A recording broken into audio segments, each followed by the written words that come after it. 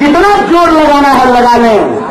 इनका जो राज दरबारी चैनल है, जो दिन रात हिंदू मुसलमान करता है, इनका जो बिका हुआ मीडिया है, जो इस देश में दिन रात धर्म का धंधा करता है, तो उनको हम कहना चाहते हैं कि रे बाबू, तुम आज दलाली कर रहे हो। तुम्हारे पुरखे अंग्रेज का दलाली करते थे, उनका इतिहास में उठाकर देख लो, तुम्हारी कुर्सी खतरे में है।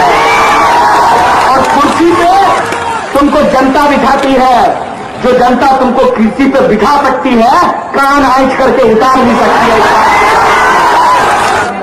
मैं आपको वादा दिलाता हूं, देश को तोड़ने वाली, देश को बांटने वाली ये जो सरकार है, इसको छठी का दूध याद दिला देगा। देश का गृह मंत्री कहता है कि 1 इंच पीछे नहीं हटेंगे, तो हम देश के परिपाल गृह मंत्री को कहते हैं 1 इंच पे क्या, तुम पूरी जमीन छोड़कर जाओगे और वहीं जाओगे जहां तुम्हारा दोस्त मेहुल चौकसी भाग करके जाएगा। इस बात को याद रखना कि ये देश किसी का बपौती नहीं है। जो अंग्रेजों की चाल चलेगा वो अंग्रेजों की मौत मरेगा। बोलिए, आप लोग कसम लेते हैं कि नहीं लेते हैं? शपथ लीजिए कि देश को हम दोबारा बचना नहीं देंगे।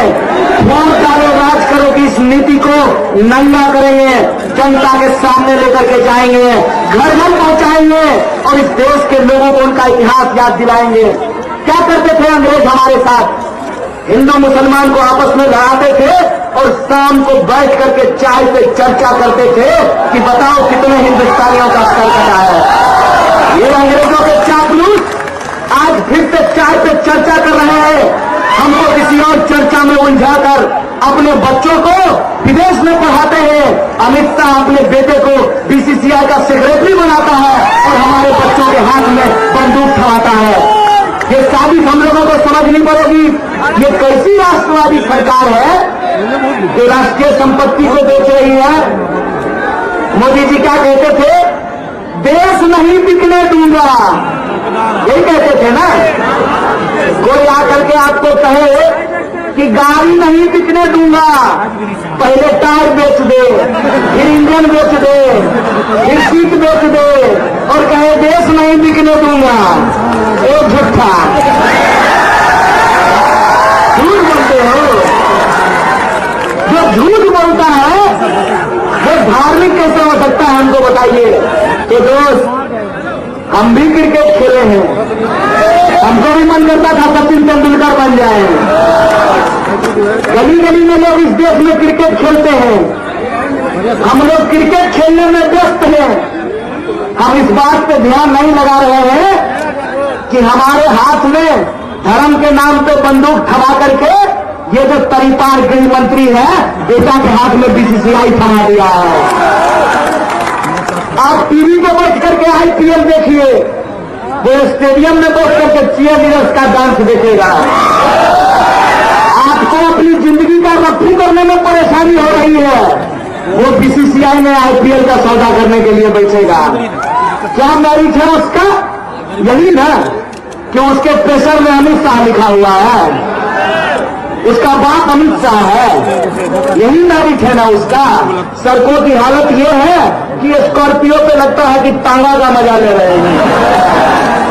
बस बसंती नहीं रहती है सोले वाली, और बसंती का घोड़ा नहीं होता है। स्कॉर्पियो ऐसे खुद काटा है जैसे लगता है कि ये तांगा बसंती का ही है।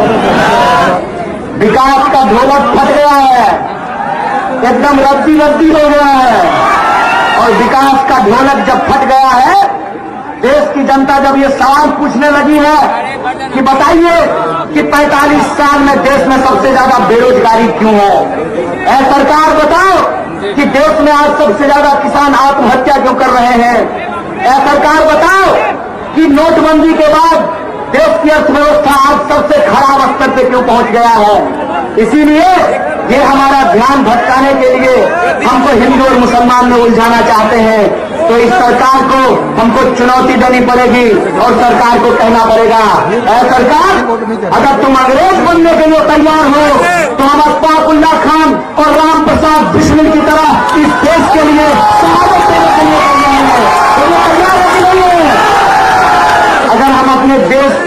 मिटने के लिए तैयार है, तो मैं आपको विश्वास दिलाना चाहता हूं कि ये जितना जोर लगाना है लगा लें। इनका जो राज दरबारी चैनल है, जो दिन रात हिंदू मुसलमान करता है, इनका जो बिका हुआ मीडिया है, जो इस देश में दिन रात धर्म का धंधा करता है, तो उनको हम कहना चाहते हैं कि रे बाबू, तुम आज दलाली कर रहे हो, तुम्हारे पुरखे अंग्रेज का दलाली करते थे। उनका इतिहास में उठाकर देख लो। इस देश में धर्म को मानने की इजाजत सबको है, और तुम जो कहते हो धर्म खतरे में है, तो हम बखूबी समझते हैं कि धर्म खतरे में नहीं है, तुम्हारी कुर्सी खतरे में है। और कुर्सी पे तुमको जनता बिठाती है, जो जनता तुमको कुर्सी पे बिठा सकती है, कान आंच करके उतार भी सकती है। कहते हैं ना कि काठ की हांडी बार बार नहीं चलती है। गिली गिली गिली गिली पम पम छू करके ये जो जादूगरी का खेल दिखा रहे हैं, ये जादूगरी का भंडा फूटना शुरू हो गया है। अरे बच्चा थे तो थक लेगा आदमी। हम भी एक बार स्टेशन पे उतरे थे, देखे जादू हो रहा है, खड़ा होकर जादू देखने लगे। जादूगर क्या कर रहा था? कागज के रुपया बना दे रहा था। हम जादूगर के पीछे पीछे चल रहे थे। हम चाह रहे थे कि जादूगर हमको ही जादू सिखा दे। पढ़ने लिखने का क्या जरूरत है, सब किताब कॉपी को रुपया बना लेंगे। इतने देर में क्या हुआ? जादूगर का जादू खत्म हुआ और जादूगर पैसा मांगना शुरू कर दिया। अबोध दिमाग था, ज्यादा सोच नहीं पाते थे। फिर भी मेरे मन में एक सवाल आया कि ये तो रुपया कागज से बनाता है, फिर जादू खत्म करने के बाद पैसा क्यों मांग रहा है? फिर हम ये सोचने लगे। तो जब आया मेरे पास पैसा मांगने के लिए, तो हमने वो कागज उसको दे दिए, बोले पैसा बना लीजिएगा। जादूगर बोला बाबू बगल में आ जाओ। हम बगल में आए और बोला बेटा, कागज से पैसा बना रहे होते तो हम आरबीआई नहीं बन जाते। उसी दिन हमको समझ में आ गया कि जो लंबी लंबी फेंकता है वो एक बात भी नहीं करता है। जो लोग ज्यादा होशियार बनता है ना, 3 जगह मांगता है कि 3 जगह मांग गया, और ज्यादा होशियार था कि 3 जगह नहीं 4 जगह मांग गया। पहले गोर में, फिर हाथ में, फिर नाक में, फिर मुंह में। कि गला आटा खाने के लिए, चूहा जाता है आटा खाने के लिए, तो आटा खाने के लिए जाएगा और मेल में नोक्सी फंस जाएगा, चूहेदानी में चूहा फंस जाता है। जब ताकत होती है, सत्ता होता है, तो दिमाग का सॉफ्टवेयर ठीक से काम नहीं करता है। जैसे रावण का दिमाग का सॉफ्टवेयर ठीक से काम नहीं कर रहा था। रावण को लगा कि हमको 10 गो मूड़ी है, तो क्या दिक्कत है, हम सीता का हरण कर लेंगे। बोलिए, अगर रावण सीता जी का हरण नहीं करता तो रावण का अंत होता क्या? इसमें इस देश के लोगों को, इस देश के नागरिकों को उनके नागरिक होने का जो एहसास था, वो एहसास थोड़ा थोड़ा दब गया था। ये अपनी कुर्सी के चक्कर में उस एहसास को जिंदा कर दिया है। एक बार जब जनता लड़ने के लिए शुरू हो जाती है, जनता लड़ने के लिए तैयार हो जाती है, तो सत्ता का गुरूर जो है वो टूटना शुरू हो जाता है। कहते हैं ना कि अभिमान कैसा भी हो चूर चूर हो जाता है, नशा कैसा भी हो वो हो